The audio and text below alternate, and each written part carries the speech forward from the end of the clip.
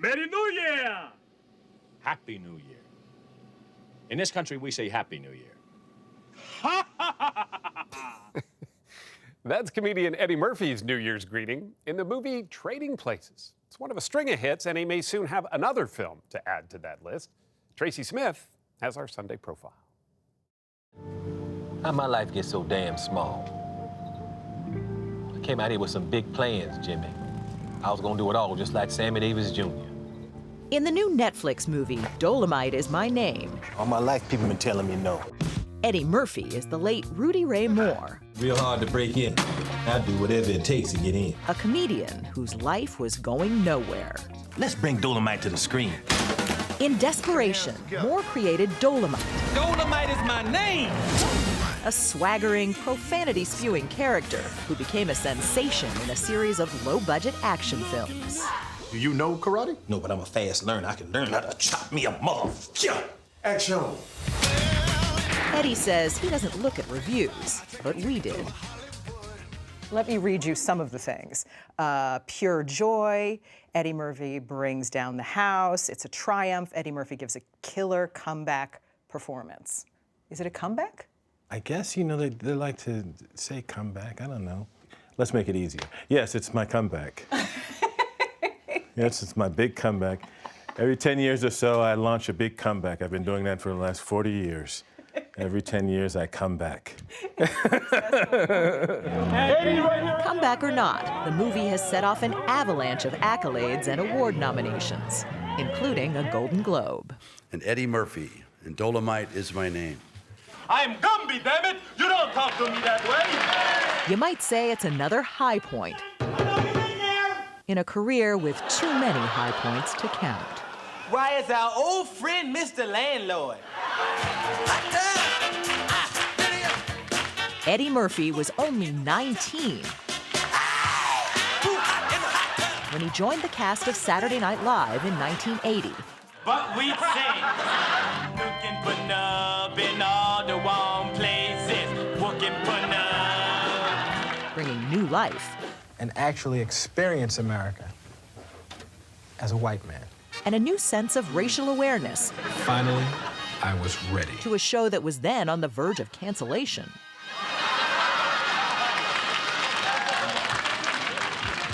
You know, this is the cleanest and nicest police car I've ever been in my life. How you doing? He broke new ground in movies, too, Is there a problem, officers? turning likable characters Fascinating. America is great indeed.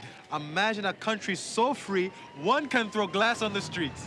There's a new sheriff in town. into box office heroes. Y'all be cool. You know how kids are having on. I have some ice cream. And then there were his stand-up specials. You didn't get no, 'cause you are on the welfare. Where he'd say everything he couldn't say on network TV, I'm afraid of gay people. plus a few things that would make the internet explode if he said them today. When you watch that stuff, do you laugh? Is it still funny to you? Some of it, I cringe when I watch it. I'm like, oh my God, I can't believe I said that. I mean, people were picketing you. Oh yeah, yeah. Did that bother you? No, in the moment you kind of was like, hey, it is what it is, you know.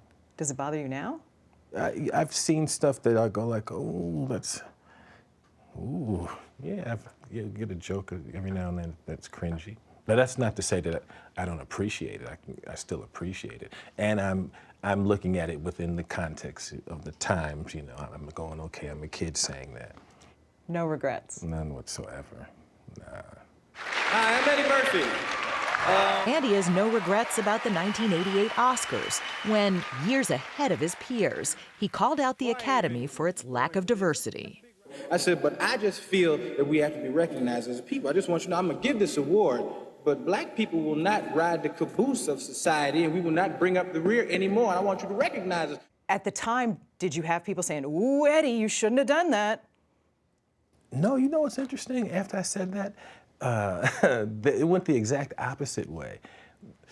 There was no mention. It was almost like I wasn't at the awards that night. The next day, There was no mention of it in the papers. Not even a blip. Not a blip, and there were no pictures of me at the Oscars. And I'll probably never win an Oscar for saying this, but hey, what the hey, I gotta say it. You said in that speech, you know, and this probably ruins my chance of getting nominated for an Oscar, but sure And then enough, I didn't get nominated for Oscars for years. You think that had something to do with it?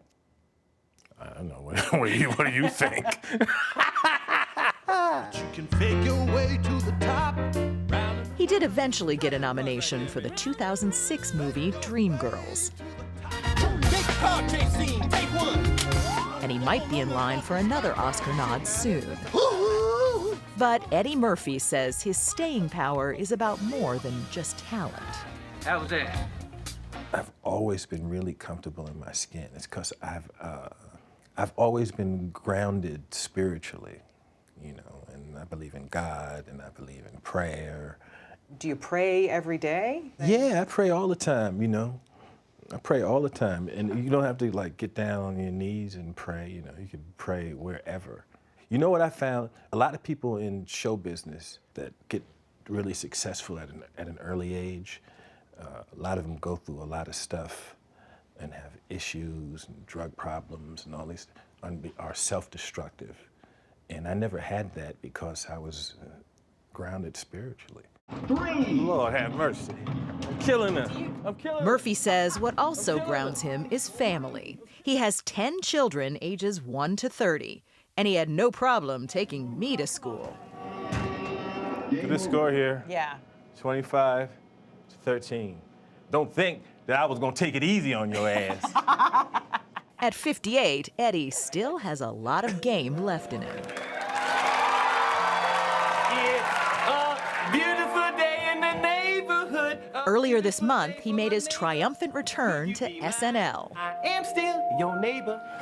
And there's a new stand-up special in the works. With Eddie Murphy, like any great comedian, it's all about perfect timing. My neighborhood has gone through so much. It's gone through something called gentrification. Can you say gentrification, boys and girls? It's like a magic trick. White people pay a lot of money, and then poof, all the black people are gone. What's it like to get that kind of laugh from somebody, like that fall on the floor, gut-busting laugh from somebody? There's nothing like making people laugh. And being able to do that for a living is a blessing and a privilege. There's no higher calling for an artist. There's nothing like hearing that big crowd of people. Just hearing people laugh is nothing like that, you know, nothing.